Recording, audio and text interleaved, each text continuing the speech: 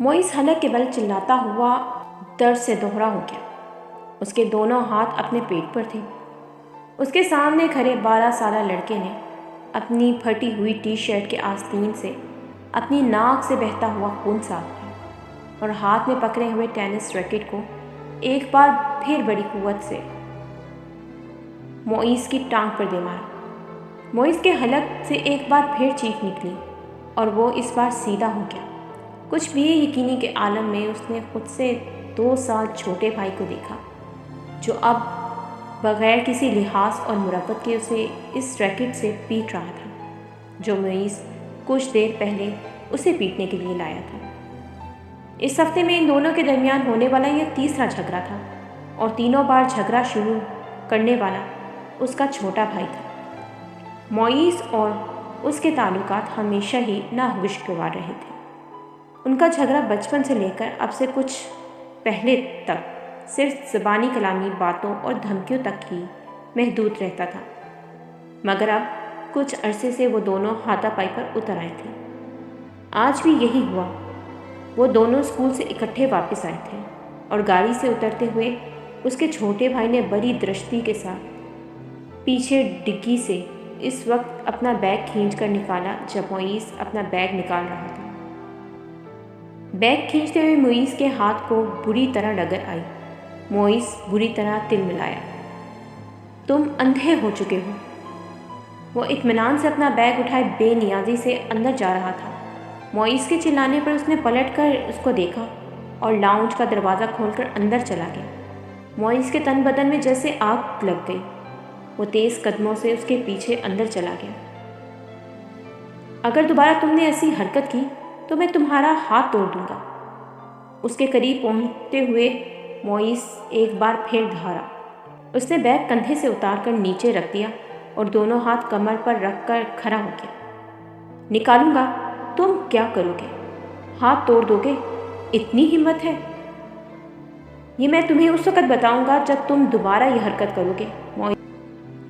Moist अपने कमरे की तरफ बढ़ा, मगर उसके भाई ने पूरी कुव्वत से उसका बैग खींचते हुए उसे रुकने पर मजबूर कर दिया। नहीं, तुम मुझे अभी बताओ। उसने मोइस का बैग उठाकर दूर फेंक दिया। मोइस का चेहरा सुर्ख हो गया।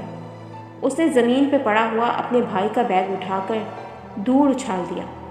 एक लम्हे का इंतज़ार किए बगैर उसके भाई ने पूरी कुव्वत से मोइस की टांग पर ठोकर मारी। जवाबन उसने पूरी कुव्वत से छोटे भाई के मुंह पर मुक्का मारा, जो उसकी नाक पर लगा। अगले ही लम्हे उसकी नाक से खून टपकने लगा। इतने शदीद हमले के बावजूद उसके हल्क से कोई आवाज़ नहीं निकली थी। उसने मोइस की टाई खींचते हुए उसका गला दबाने की कोशिश की। मोइस ने जवाबन उसकी शर्ट को कॉलर से खींचा। उसे शर्ट के फटने की आवाज़ आई। उसने पूरी कुव्वत से अपने छोटे भाई के पेट पर मुक्का मारा। उसके भाई के हाथ से उसकी टाई निकल गई। ठहरो, मैं तुम्हें अब तुम्हारा हाथ तोड़ कर दिखाता हूँ। मोइस ने इसे गालियाँ देते हुए लाउंज के एक कोने में पड़े हुए एक रैकेट को उठा लिया और अपने छोटे भाई को मारने की कोशिश की, मगर अगले ही लम्हे रैकेट उसके भाई के हाथ में था। उसने पूरी कुव्वत से घुमाकर इतनी बड़ी गिरफ्तारी के साथ इस रैकेट को मोइस के पेट में मारा कि वो संभल या खुद को बचा ही नहीं सका। इसने यके बाद दीगर इसकी कमर और टांग पर रैकेट बरसा दी। अंदर से इन दोनों का बड़ा भाई इश्ताल के आलम में बाहर लाउंज में आ गया। क्या तकलीफ़ है तुम दोनों को? घर में आते ही हंगामा शुरू कर देते हो। उसे देखते ही छोटे भाई ने उठा हुआ रैकेट नीचे कर लिया था। और तुम्हें शर्म नहीं आती? अपने से बड़े भाई को मारते हो। उसकी नज़र अब उसके हाथ में पकड़े रैकेट पर गई।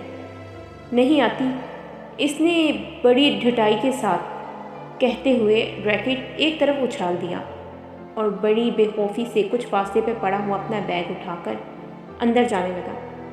मोइस ने आवाज़ बुलंद में सीढ़ियाँ चढ़ते हुए अपने छोटे भाई से कहा, तुमको इसका खमियाजा भुगतना पड़ेगा।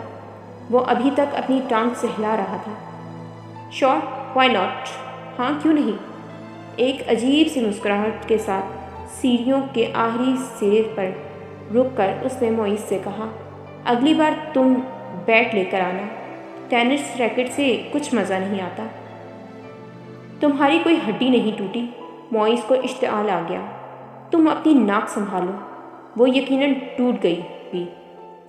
معیز غصے کے عالم میں سیڑھیوں کو دیکھتا رہا جہاں کچھ دیر پہلے وہ کھڑا تھا۔